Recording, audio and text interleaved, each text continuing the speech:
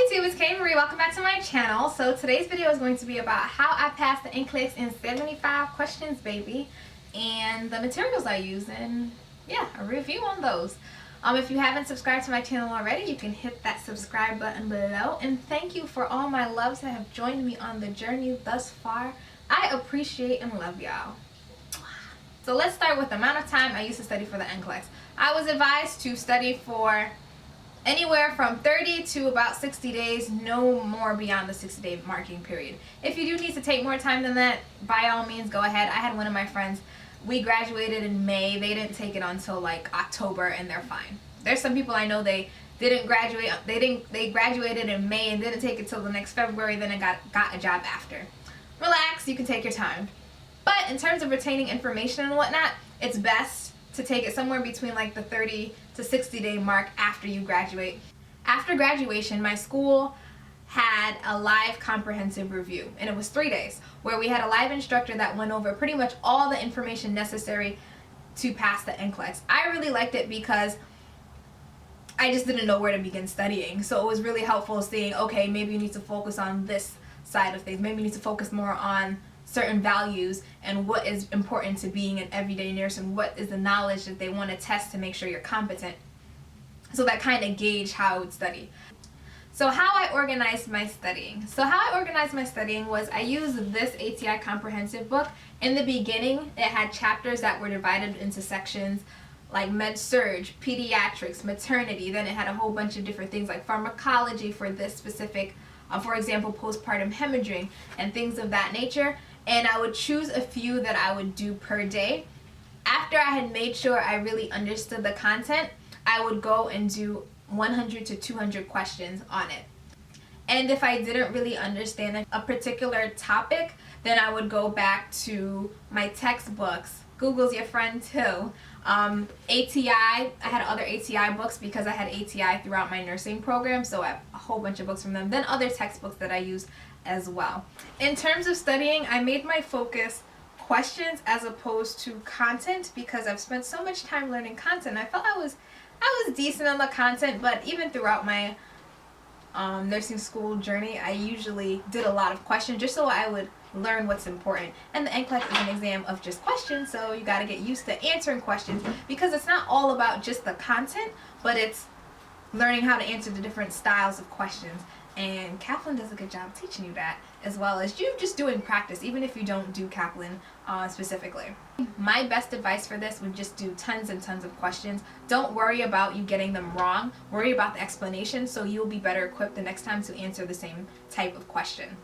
For my med-surg specific topics, I also pulled out my med-surg success book because I really loved their questions throughout nursing school. I felt they made me really focused. Their explanations were really good as well. It also showed me the different types of questions that I was getting right. They just pretty much listed out the different cognitive levels so you could kind of see where you were at. There's several different types of questions, and you really want to focus, or you know you're within the passing realm if you're having more like priority type questions, critical thinking type questions, not just questions that you just regurgitate facts.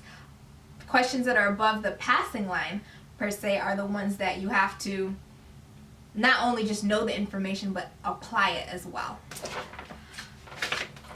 This is a big one. So I actually bought this book after at the beginning of senior semester, the last senior semester.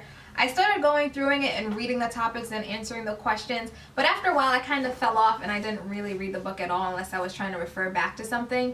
It's really good in terms of content. It's pretty content heavy and it has a lot of nice pictures, and it just looks nice. But the main thing I liked about this is there's a online portion that comes with it, and I think you can buy it separately for like 30 bucks. I really like the online portion pretty much the best. It comes with over 5,000 questions, and you're able to make quizzes, you're able to track and mark your progress, you're able to organize the questions in terms of cognitive level, you're able to look back on your progress, you're able to divide it by different topics. There's so many questions you can reuse, or you can pretty much, it's just beautiful.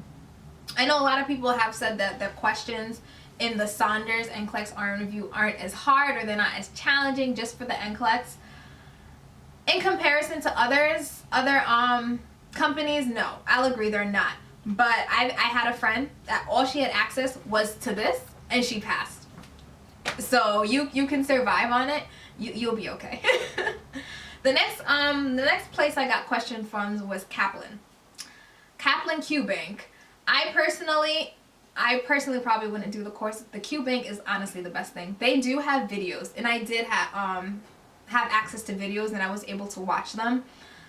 But personally, in terms of time to watch the videos, it just wasn't my thing. I would have rather just read the content real quick and just get it over with. But if you're someone who likes the visual of reading, of listening to somebody say the material to you, there's over 300 videos, I believe, so that might be something that you're into. But the main feature, or the best thing about Kaplan, is their questions. Their NCLEX questions are phenomenal. They are so hard. And that's awesome, because that's what you really need, so you're on your guard when you're going into the NCLEX exam. And then another thing about Kaplan, it's all online. Well, the QBank is all online, obviously.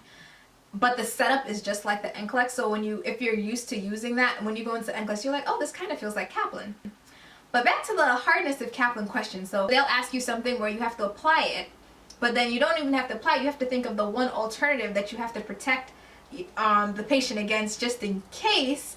And just in case, you might want to do this, but you also have to remember this, so then you got to this.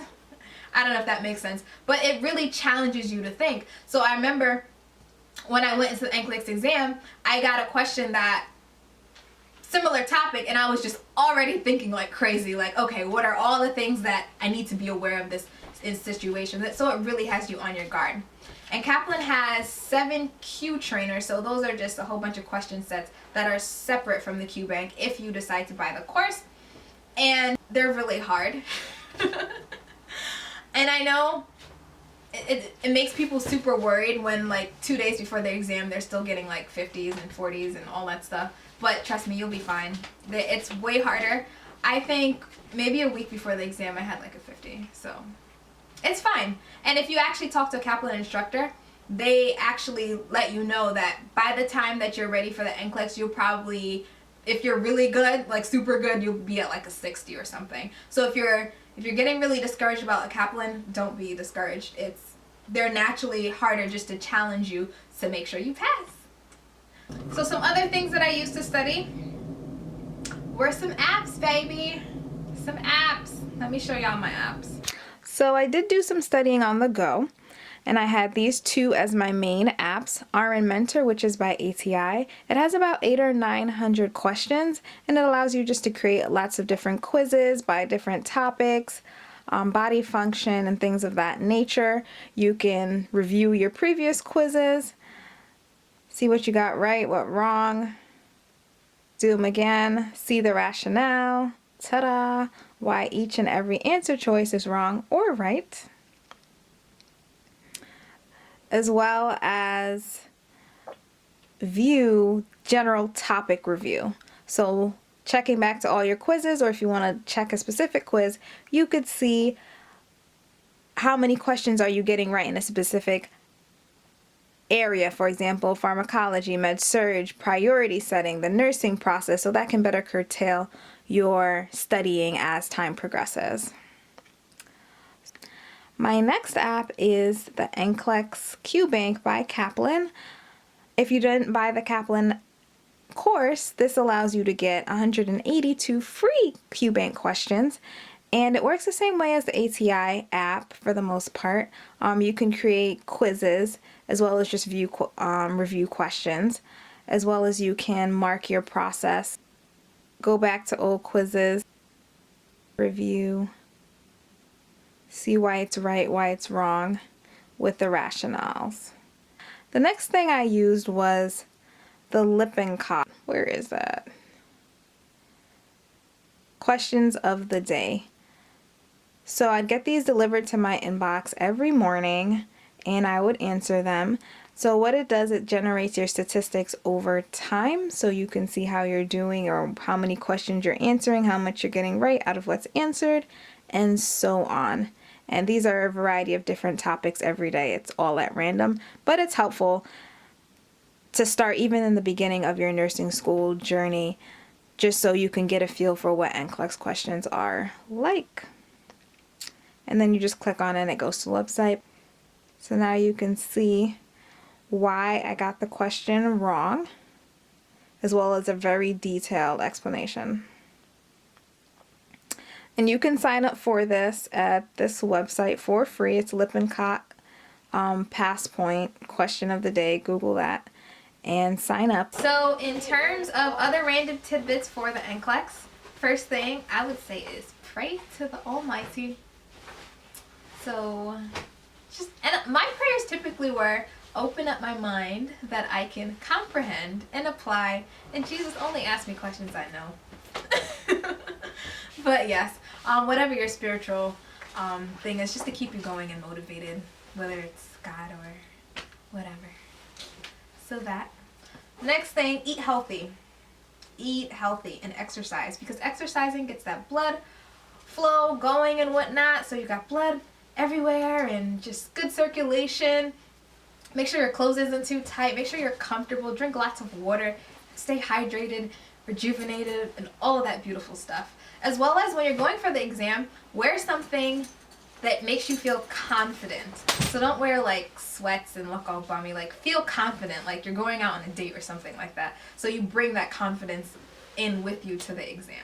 Choose a date that you're going to take the exam so you have a goal to work towards. Don't make this infinitively until you feel ready, because you will never feel ready. You will always be getting questions wrong. I mean, there's very few of us that actually feel ready for the NCLEX. Like my friend, one of my friends, she felt ready and she was like, she walked the exam like boom, boom, boom, boom, boom.